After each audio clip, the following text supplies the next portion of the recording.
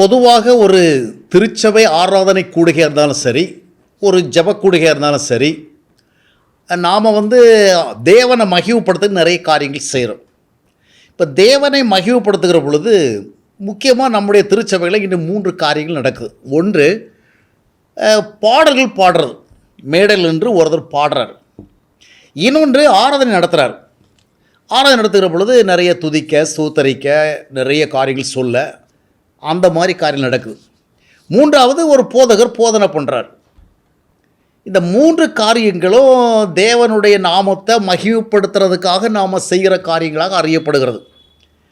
பாடல் பாடுகிறோம், ஆராதனை நடத்துகிறோம், பிரசங்கம் பண்ணுகிறோம்.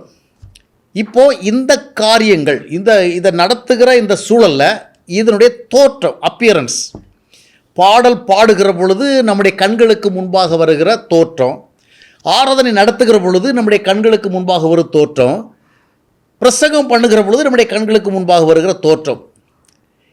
இந்த 3 காரியங்களும் எதற்கு? தேவனை மகிமைப்படுத்துவதற்கு. அதாவது நியாயமாக தேவனை ஒருவர் மகிமைப்படுத்துகிறார். பாடி மகிமைப்படுத்தட்டும், துதித்து மகிமைப்படுத்தட்டும், புகழ்ந்து மகிமைப்படுத்தட்டும், இல்லை பிரசங்கம் பண்ணி மகிமைப்படுத்தட்டும், சரி. ஆனால் இவர் மகிமைப்படுத்துகிற பொழுது அங்கே ஒரு கூட்டம் மக்கள் இருக்கிறாங்க. ஒரு சர்ச்சுன்னு சொன்னால் ஃபிசிக்கலாக மக்கள் ஒரு கூட்டம் இருக்கிறாங்க, ஒரு ஸ்பெஷல் மீட்டிங்னால் மக்கள் இருக்கிறாங்க. இவைகளை குறித்த நிகழ்ச்சிகளை பதிவு செய்து யூடியூப், டிவி மாதிரிப்பட்ட ஊடகங்களில் போட்டாச்சுன்னா அதை நிறைய பேர் பார்க்குறாங்க ஸ்க்ரீனில். இப்போது இந்த தேவனை மகிமைப்படுத்துவதாக நாம் செய்கிற இந்த காரியங்கள், அதனுடைய தோற்றம் முக்கியமானது. இதை பார்க்குற ஒரு மனுஷனுக்கு 2 காரியம் தெரியணும். ஒன்று, இவர் ஆண்டவரை மகிமைப்படுத்துகிறார். He is glorifying the name of God. அதாவது என்ன செய்யணும்? He is adoring God. தேவனை மகிமைப்படுத்துகிறார். மகிமைப்படுத்துகிற அதே நேரத்தில் அதை பார்க்கிறவங்களுக்கு என்ன தூண்டுதல் கிடைக்கணும்? இவரோடு இணைந்து நாமும் ஆண்டவரை மகிமைப்படுத்தணும். அவன் அந்த மாதிரி 2 காரியம் நடக்குது. ஒன்று, தேவனை மகிமைப்படுத்துறது.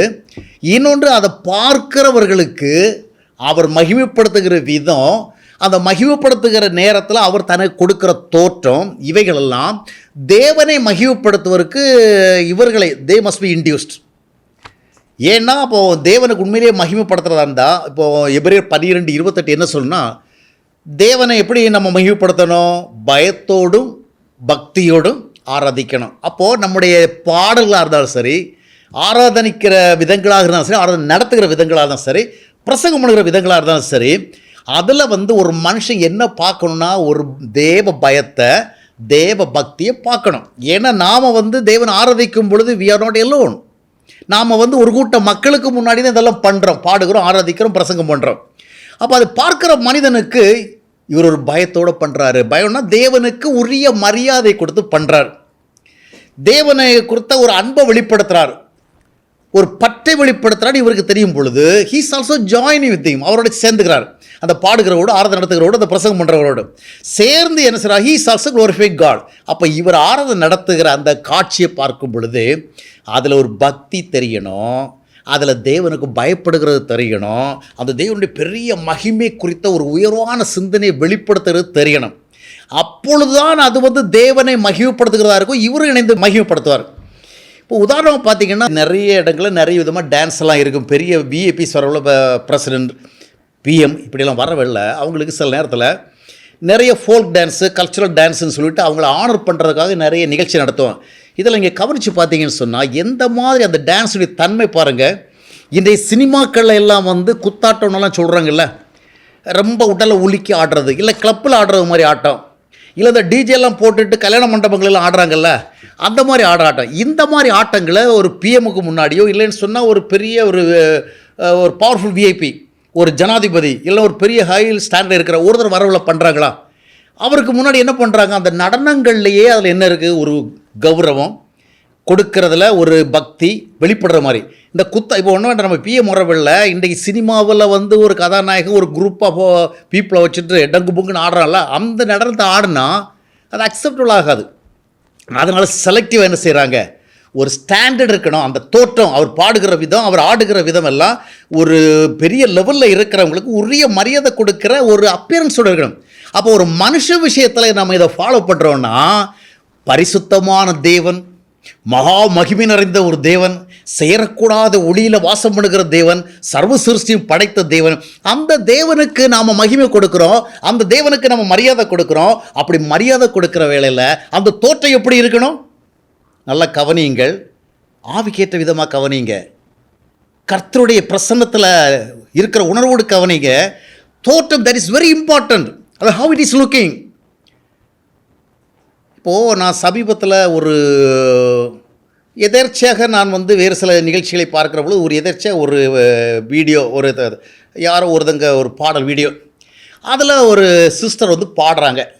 சிஸ்டர் கூட ஒரு பாஸ்டர் அம்மான்னு சொல்லலாம். பாஸ்டருடைய அம்மா இல்லை, பாஸ்டருடைய மனைவி. அவங்க பாடுறாங்க. அப்புறம் பாடிட்டு இருக்கிறவங்கள பார்த்தீங்கன்னா அங்கேருந்து ஒரு கூட்டம் ஆம்பளை பிள்ளைகள், இங்கேருந்து ஒரு கூட்டம் பெண் பிள்ளைகள்.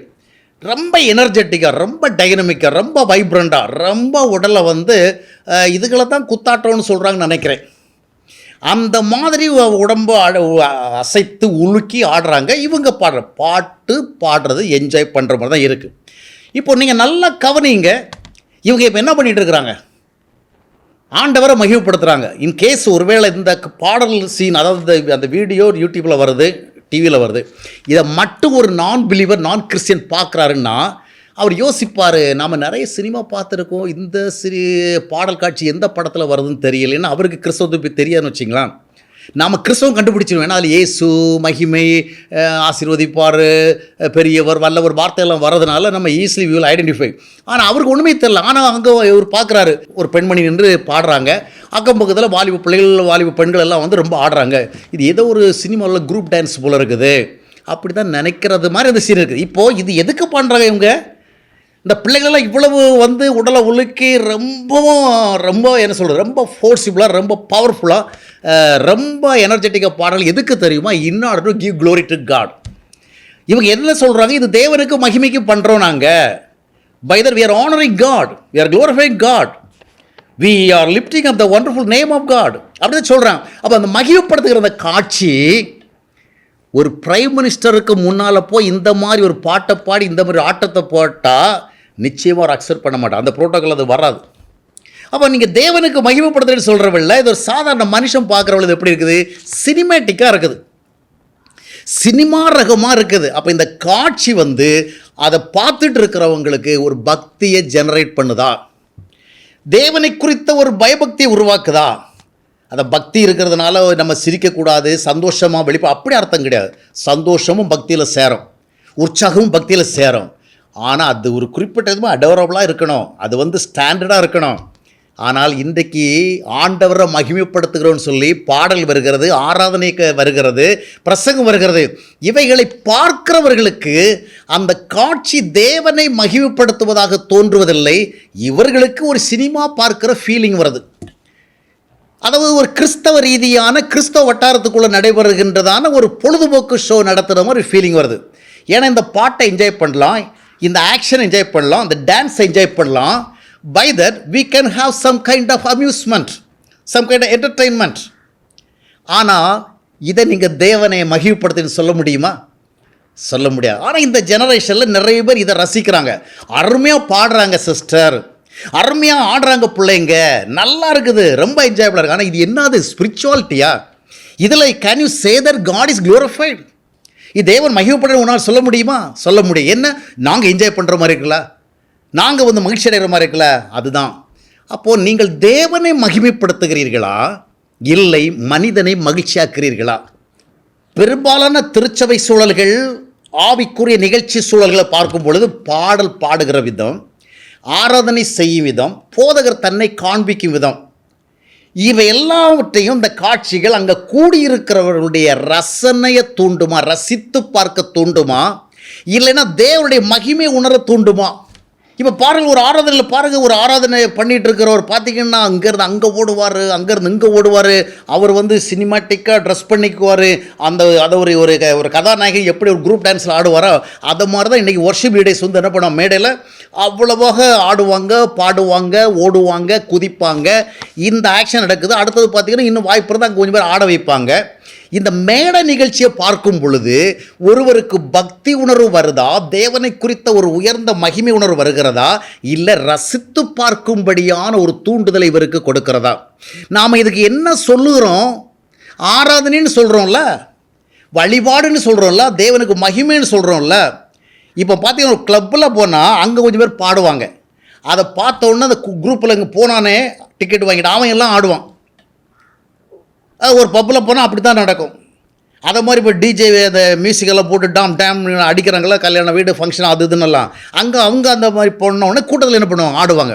அதை மாதிரி தான் நிறைய மியூசிக் கான்சர்ட்டு, டான்ஸிங் கிளப்பு இங்கே எல்லாம் நடக்கும்.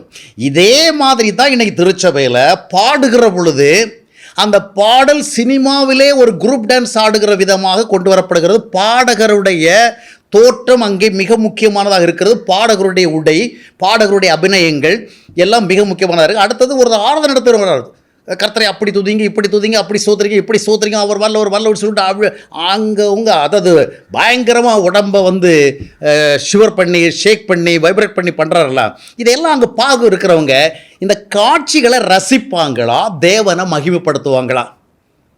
ஏன்னா இது காட்சியில் நம்மளை ரசிக்கத்தான் தூண்டுது. இது ரசிக்க தூண்டு. அதான் இவங்க எப்படி ஆடுறாங்க, எப்படி பாடுறாங்க, எப்படி கை அசைக்கிறாங்க, எப்படி உடல் அசைக்கிறாங்க, எப்படி சினிமாவில் அவன் ஆடுற மாதிரி இவங்க ஆட, இதைத்தானே பார்ப்பாங்க. ஹியூமன் பீயிங்ஸ் தானே, எனிஹோ நம்ம பிலிவேஸ் தான். ஆனால் இந்த சூழலை பார்க்கும் பொழுது இதுதான் வரும். அப்போ நம்ம ரசிக்கிற கூட்டத்தை தான் பார்க்குறோம். அப்போது நம்மை ரசிகர்களாக மாற்றுறாங்க. நீங்கள் ரசிக்கிறதுக்கு தான் பாட்டு பாடுறீங்க, நீங்கள் ரசிக்கிறதுக்கு தான் ஆராதனை நடத்துகிறீங்க, நீங்கள் ரசிக்கிறதான் பிரசங்கம் பண்ணுறீங்க. ஏன்னா ரசிக்கத்தக்க விதமாக தான் நீங்கள் தோற்றங்களை உருவாக்கி கொள்கிறீர்கள், ரசிக்கத்தக்க விதமாகத்தான் நீங்கள் பாடலை உருவாக்கி கொள்கிறீர்கள், ரசிக்கத்தக்க விதமாகத்தான் நீங்கள் ஆராதனை உருவாக்கி கொள்கிறீர்கள். இங்கே ஆண்டவரை குறித்த ஒரு பரிசுத்த உணர்வு, பயபக்தி உணர்வு, மகிமை உணர்வு இது அல்ல.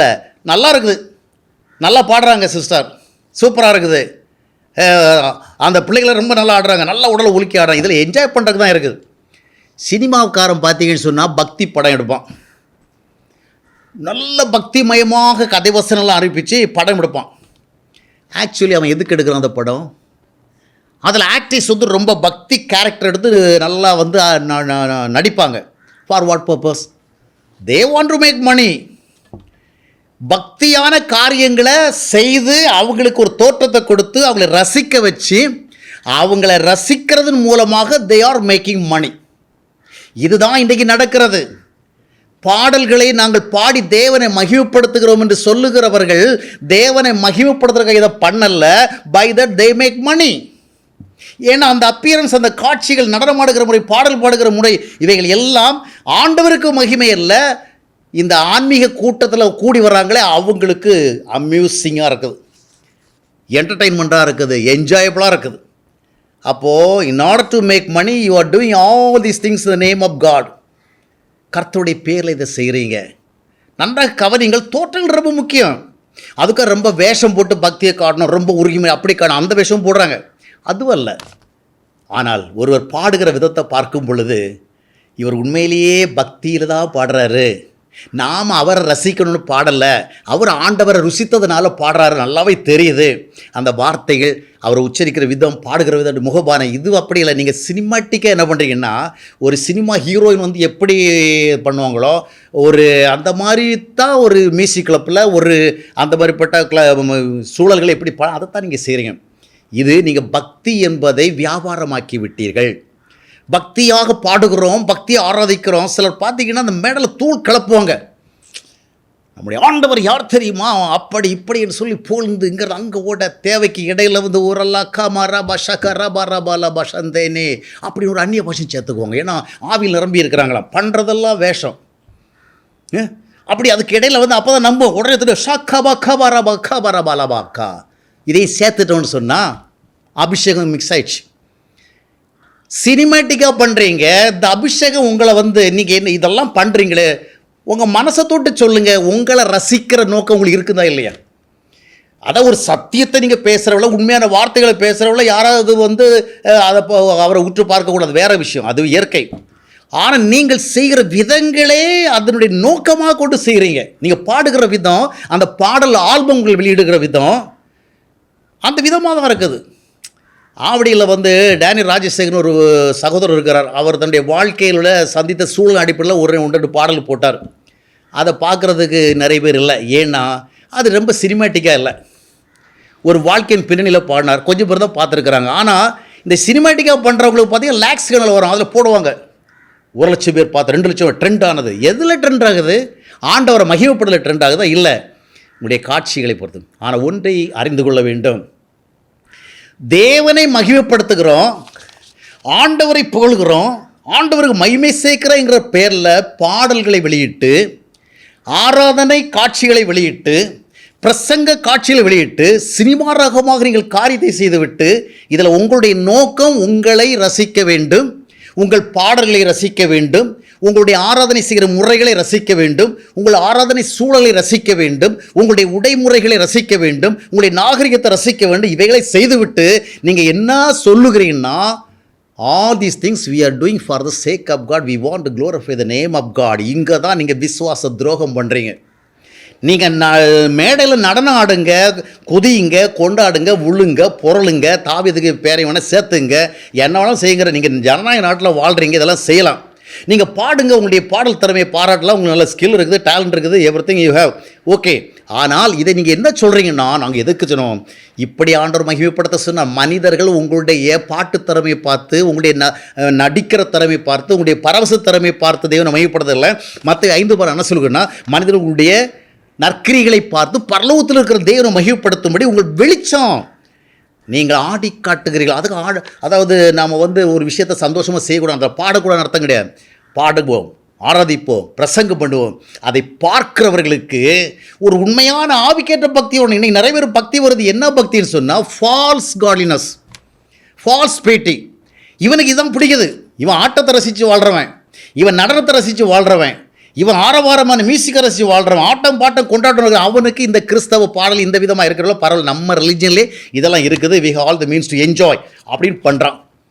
ஆனால் நீங்கள் எல்லாம் செய்துவிட்டு இதை ஆண்டவருக்காக செய்கிறேன்னு சொல்லுகிறீர்கள் பாருங்கள், there you are committing the சின்.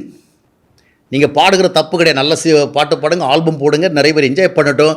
ஆனால் சேர்க்கறது என்ன? ஆண்டவரை மகிமைப்படுத்துகிறோம், ஆண்டவரை பரிசுத்தப்படுத்துகிறோம். That's wrong. அது விசுவாச துரோகம், அது தேவனுக்கு எதிராக செய்கிற பாவம். எனவே தேவனுக்கு முன்பாக எபிரேயர் 12:28 மறுபடியும் ஞாபகம், தேவனை பயத்தோடும் பக்தியோடும் ஆமாம் ஆராதிக்கின்ற உங்களுடைய ஆராதனை சூழல்களும் தோற்றங்களும் பார்க்கிறவர்களுக்கு ஒரு உண்மையான ஆவிக்குரிய மகிமை தேவனுக்கு கொடுக்க தூண்டணும். ஒரு பக்தியில் அவனை எடிஃபை பண்ணணும். இல்லாதபடிக்கு அவனே ஆட வச்சு, அவனையும் விசில் அடிக்க வச்சு, அவனையும் என்ஜாய் பண்ண வச்சு, இந்த மாதிரி காரியங்கள் செய்கிற பொழுது நீங்கள் ஆண்டவரை மகிழ்ப்படுது என்ற பேரில் விசுவாச துரோகம் செய்கிறீர்கள். துரோகங்கள் எப்பொழுதுமே தேவனுடைய பார்வையில் நலமாக இராது. அன்றைக்கு யூதாஸ் முத்தமிட்டு துரோகம் பண்ணான். எல்லார் மத்தியிலும் இயேசுநாதர் மேலே ரொம்ப அன்பாக இருக்கிறது மாதிரி முத்தம் கொடுத்தான். அந்த முத்தம் எதற்கு? பணத்துக்கு. இயேசுநாதர் மேலே அன்பில் இல்லை, அவன் அப்படிப்பட்ட ஒரு எக்ஸ்போஷர் கொடுத்தான், ஒரு ஷோ கொடுத்தான். விசுவாச துரோகம். அந்த விசுவாச துரோகத்தில் தொடரக்கூடாது. நாம் எதை செய்தாலும் என்ன பண்ணுறோம், நமக்கு அது என்ன அர்த்தம் கொடுக்க முடியுது. நம்மளாம் நம்ம பேச்சில் வல்லவங்க, வாதம் பெய்கிற வல்லவங்க, நம்ம என்ன தப்பு பண்ணாலும் சரி நிரூபிக்கிறதுல வல்லவங்க. ஆனால் ஆண்டவர் நம்முடைய மனதை அறிவார். எனவே எதை செய்தாலும் ஆண்டவருக்கு மகிமையாக செய்வோம். தோற்றங்களும் ரொம்ப முக்கியமானது என்பதை மனதில் வைப்போம்.